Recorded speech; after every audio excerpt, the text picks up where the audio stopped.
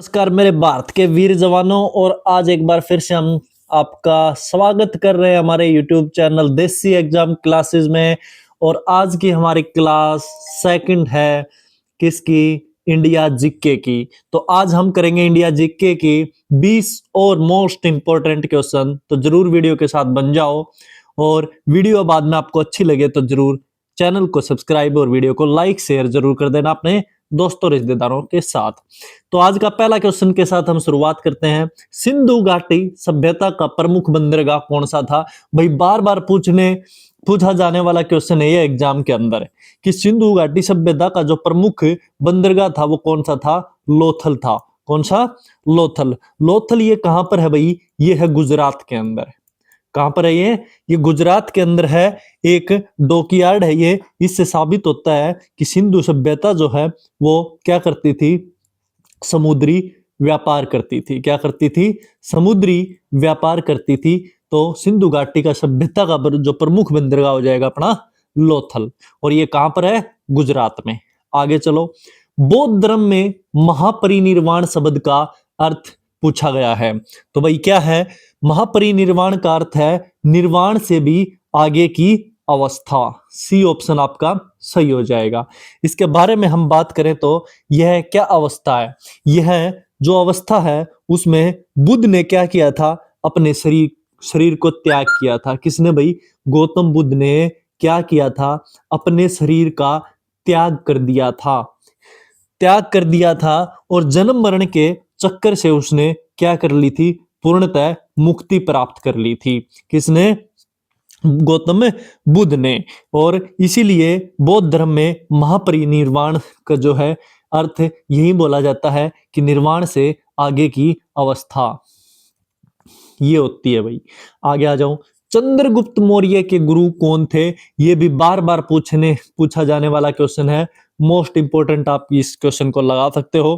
काफी एग्जाम में हमने ये क्वेश्चन देखा है, तो सभी को पता होना चाहिए भाई। चंद्रगुप्त के थे कौन? चाणक्य थे, जो कि बहुत ही बुद्धिमान व्यक्ति थे। कौन थे? बहुत ही बुद्धिमान व्यक्ति थे चाणक्य। चाणक्य ने क्या किया था? चंद्रगुप्त मौर्य को शिक्षा दी थी, और उनकी मदद से ही क्या किया था? मौर्य साम्राज्य की नींव डाली थी। क्या करी थी?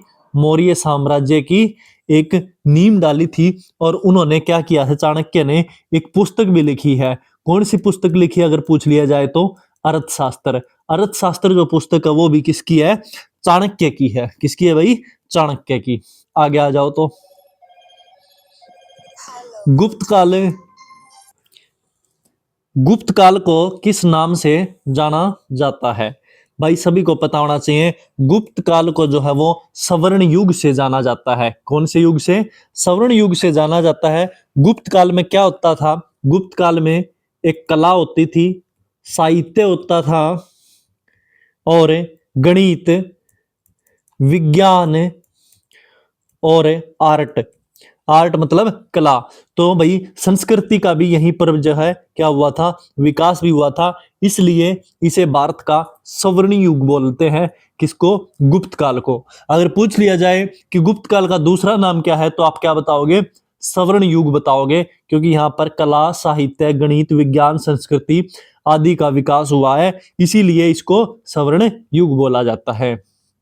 आगे आ जाऊं। अलाउद्दीन खिलजी ने किस बाजार व्यवस्था को लागू किया? भाई अलाउद्दीन खिलजी ने एक बाजार व्यवस्था लागू करी थी, तो उसकी व्यवस्था का नाम पूछा है तो वो थी मूल्य नियंत्रण। क्या थी भाई? मूल्य नियंत्रण। मूल्य के ऊपर नियंत्रण करना था।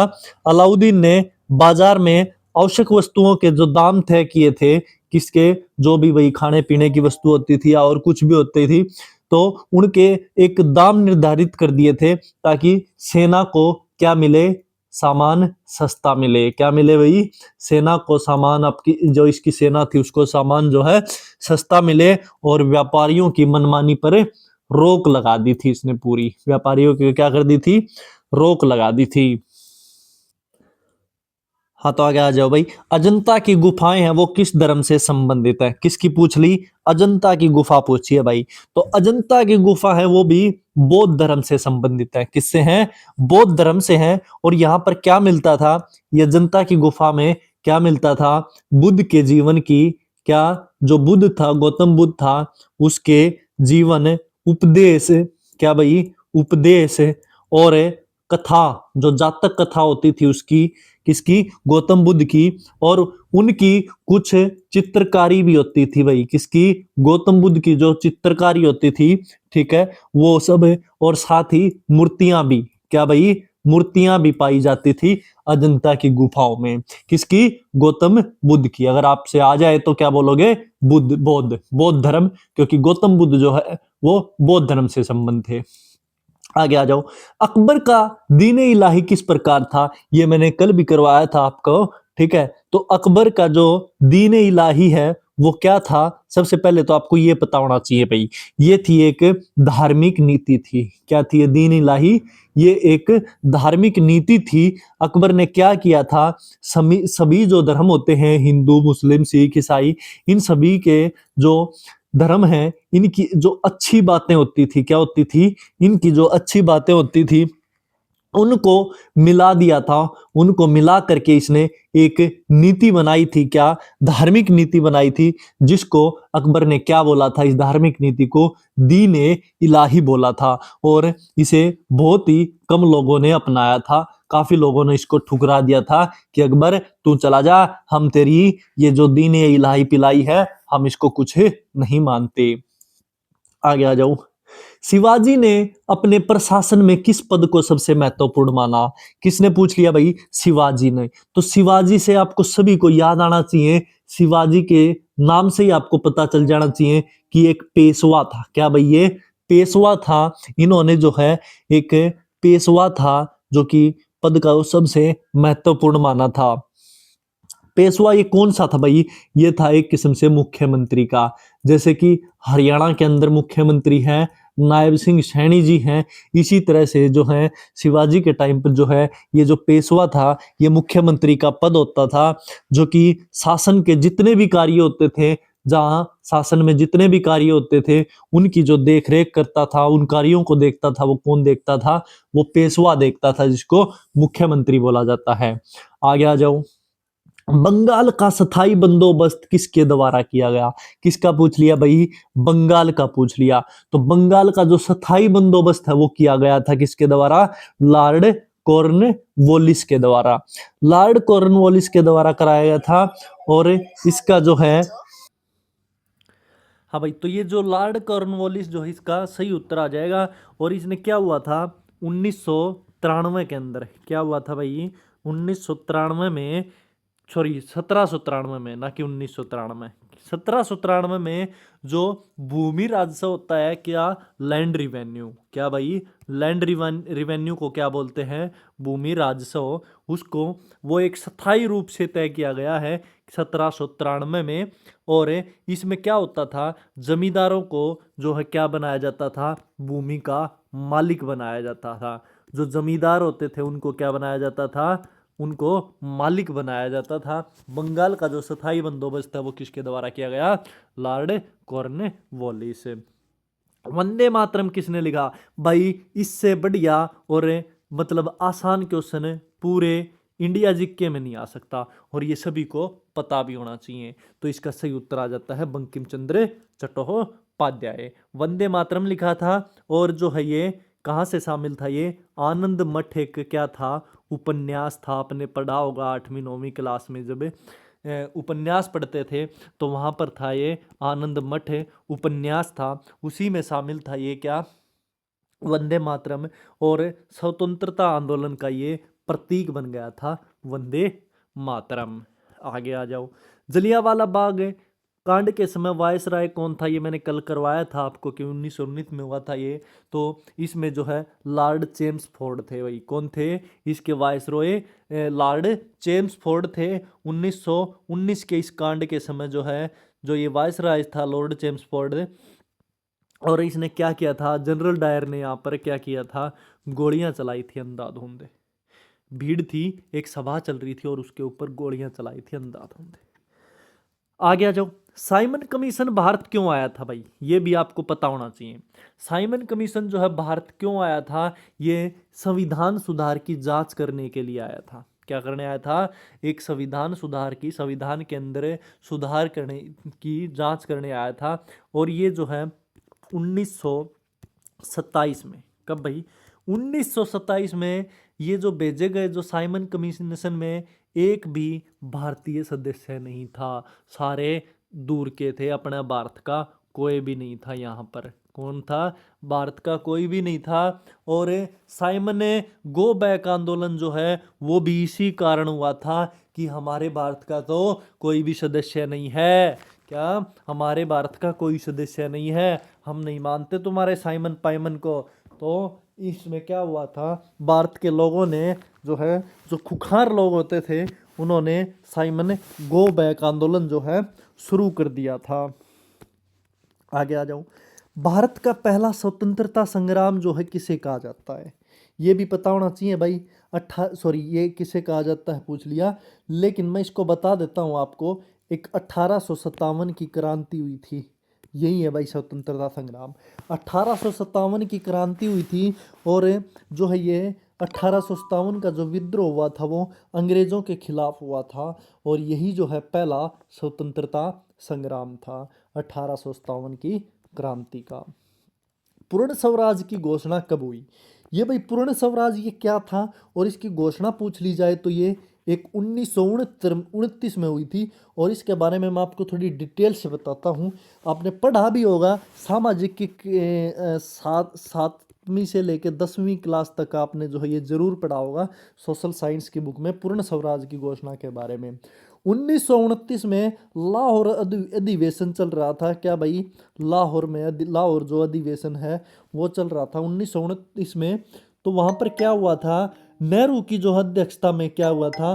कांग्रेस ने पूर्ण स्वराज का प्रस्ताव जो है पारित किया था। किसने किया था ये पूर्ण स्वराज का प्रस्ताव? ये किया था कांग्रेस पार्टी ने। किसने किया था ये? कांग्रेस पार्टी ने।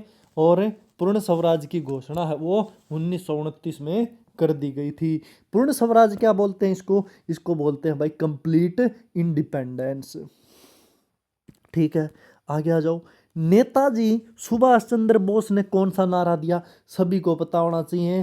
तुम जो बोलते रहते हो तुम मुझे खून दो मैं तुम्हें आज़ादी दूंगा, ये सुभाष चंद्र बोस जी का था। और यह जो नारा है वो क्यों दिया था? यह दिया था भाई जब लड़ाई चल रही थी उस टाइम पर सैनिकों को दिया था कि इससे सैनिकों के अंदर जोश पैदा हो जाए कि अब या तो मर जाएंगे या मार डालेंगे। तो इस नारे से इतना जोश भर दिया था लोगों में। और आज भी हमारे अंदर जो है अगर ये नारा हम कहीं सुन लेते हैं तो हमारे अंदर भी जोश जाग जाता है कि तुम मुझे खून दो मैं तुम्हें आज़ादी दूंगा।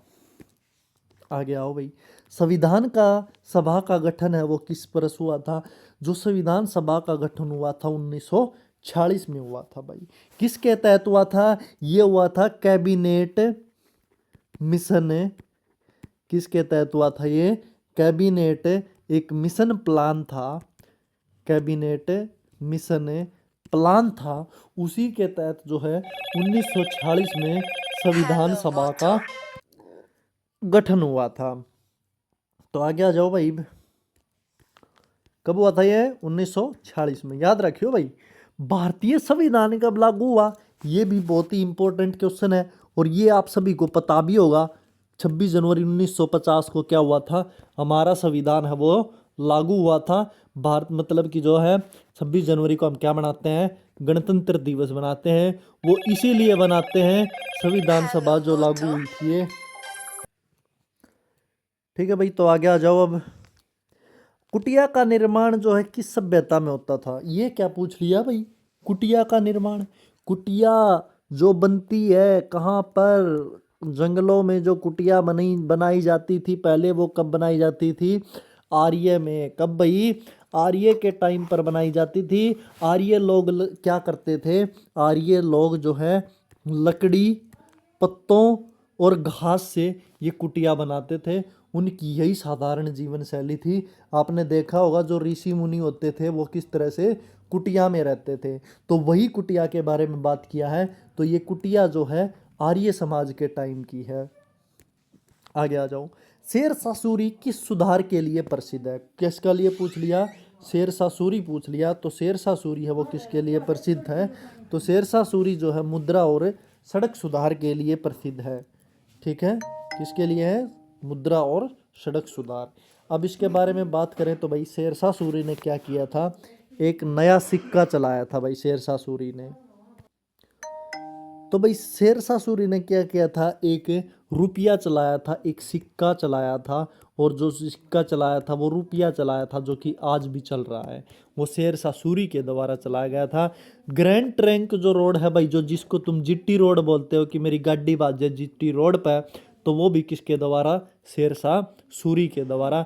जो कि क्या करती है ये भारत, क्या करती है ये? भारत, पाकिस्तान और बांग्लादेश, इन 3 देशों की सीमा को जोड़ती है ये जीटी रोड। जो सड़क जो बता रहे हैं आपको, ये ग्रैंड ट्रंक रोड। तो इसका शेरशाह सूरी किस सुधार के लिए प्रसिद्ध है? मुद्रा और सड़क सुधार के लिए। आगे आ जाओ। लास्ट क्वेश्चन है भाई आज का। आपको कैसी लगी वीडियो जरूर कमेंट करना, और वीडियो को लाइक, चैनल को शेयर और सब्सक्राइब जरूर कर देना। नव भारत सभा का गठन किसने किया? तो भाई नव भारत सभा का गठन जो है वो किया था भगत सिंह जी ने। ये आपने देखा नहीं होगा क्वेश्चन, इसलिए मैं आप लोगों के लिए लेके आया हूँ ये क्वेश्चन।